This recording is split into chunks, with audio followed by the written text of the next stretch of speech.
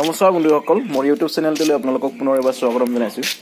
আজি মই মোৰ ফাৰ্মত কি দানা ইউজ কৰি আছোঁ সেই বিষয়ে আপোনালোকক দেখুৱাবলৈ চেষ্টা কৰিছোঁ আৰু এই দামবিলাক কেনেকৈ লৈছে এই দানাবিলাকৰ আৰু ৰিজাল্টটো কেনেকুৱা সেই গোটেইখিনি মই এই সৰু ভিডিঅ'ৰ জৰিয়তে আপোনালোকক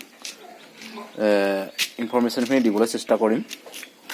এয়া দেখিছে আপোনালোকে, এয়া হৈছে আপোনাৰ ব্ৰিডাৰ ফিড, মাইকী গাহৰিৰ কাৰণে স্পেচিয়েলি বনোৱা হৈছে আৰু এই দানাৰ ৰিজাল্টটো মই বৰ্তমান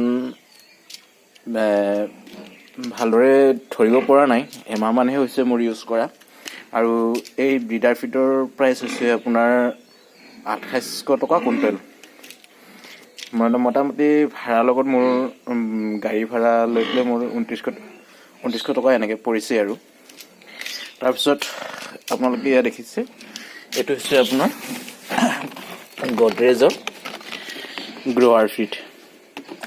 এই গ্ৰ'ৱাৰ ফিডটো মই এই ব্ৰিডাৰ ফিডৰ লগতে একেলগে আনি পেলাই ইউজ কৰি আছোঁ আৰু ইয়াৰ প্ৰাইচ হৈছে আপোনাৰ চেম প্ৰাইচ হৈছে ইয়াৰ 2800 টকা কুইণ্টল। মোটামুটি 2900 টকামান পৰিছে মোৰ ভাড়া লৈ পেলাই আৰু মই এয়া গোৱালপাৰা ধূপদাৰ পৰা আনিছিলোঁ। আৰু এয়া দেখিছে আপোনালোকে, ইয়াৰ কোনো মাইকী গাহৰি বা মতা গাহৰি বুলি তেনেকৈ কোনো মেনশ্যন কৰা নাই। এইটো আপোনালোকে যিকোনো গাহৰিকে দিব পাৰে। ইয়াৰ ৰিজাল্টটো বেয়া নহয়। মই এইটো প্ৰায় 2-2.5 মাহমানৰ পৰা ইউজ কৰি আছোঁ আৰু ইয়াৰ প্ৰাইচটো অকণমান কম।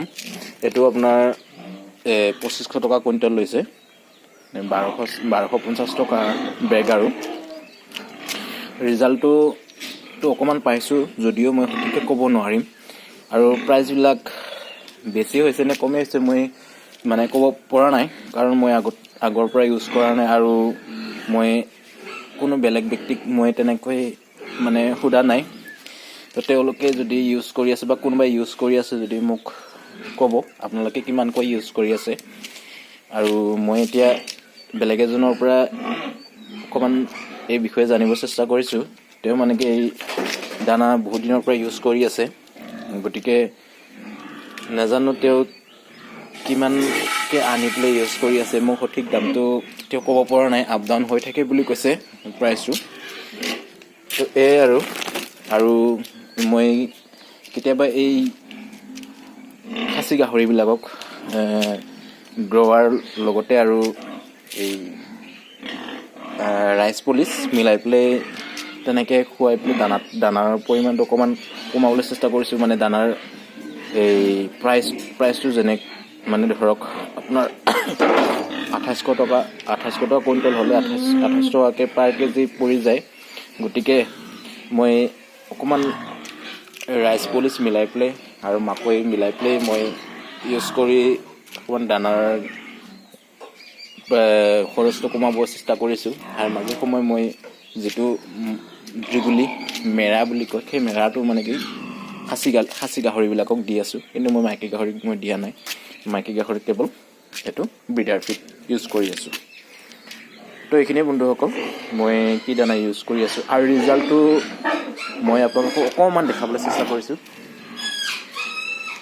এই মাইকী গাহৰিজনী আপুনি দেখিছে, এই মাইকী গাহৰিজনীৰ অৱস্থা বহুত বেয়া হৈ আছিল, কাৰণ মোৰ দানাটো বহুতেই বেয়া হৈছিল। বেয়া হোৱাৰ এটাই কাৰণ মই ইনগ্ৰিডিয়েণ্টবিলাক পোৱা নাছিলোঁ, নিজে দানা বনাইছিলোঁ আৰু যাৰ কাৰণে মোৰ মাইকী গাহৰিবিলাক বহুত দুৰ্বল হৈ গৈছিল। কিন্তু এতিয়া মই অকণমান দানাৰ কোৱালিটিটোও ভাল কৰিছোঁ, লগতে এতিয়াতো মই গডৰেজৰ ব্ৰিডাৰ ফিডে খুৱাই আছোঁ আৰু স্বাস্থ্যটো চাওক আপোনালোকে। মই আপোনালোকক ছাজেষ্ট নকৰোঁ যে আপোনালোকে গডৰেজৰ ফিড খুৱাওক। মই কোনো গডৰেজৰ ডিষ্ট্ৰিবিউটৰ নহয় বা কোনো ধৰণৰ মোৰ ৰিলেশ্যন নাই।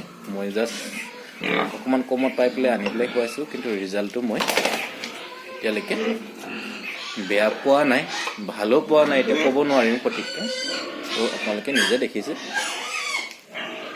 আৰু এইজনী আছে সেই মাইকী গাহৰিজনী, এইজনী এইটো প্ৰায় 1 কুইণ্টেলৰ পৰা